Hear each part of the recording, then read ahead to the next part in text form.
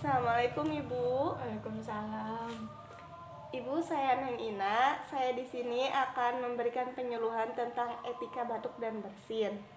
Mari kita mulai dengan baca basmalah ya Bu. Bismillahirrohmanirrohim. Jadi batuk merupakan penyakit mekanisme pertahanan tubuh, pernapasan, dan merupakan gejala suatu penyakit atau reaksi tubuh terhadap iritasi tenggorokan karena adanya lendir, makanan, debu, asap, dan sebagainya ya Bu. Terus bersin ialah semburan udara atau lendir secara tiba-tiba yang keluar dari mulut dan hidung. Jadi batuk dan bersin itu ada etikanya ya Bu, supaya tidak menularkan kepada orang lain. Tujuan etika batuk dan bersin itu mencegah penyebaran suatu penyakit secara luas melalui udara bebas.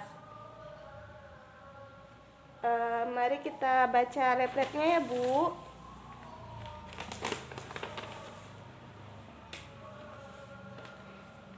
Di sini ada etika batuk dan bersin. Jadi etikanya tutup mulut dan hidung menggunakan lengan dalam Ibu ya.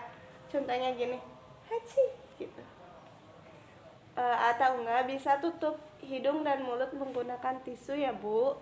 Terus tisunya harus segera dibuang ke tempat sampah biar tidak tertular pada orang lain.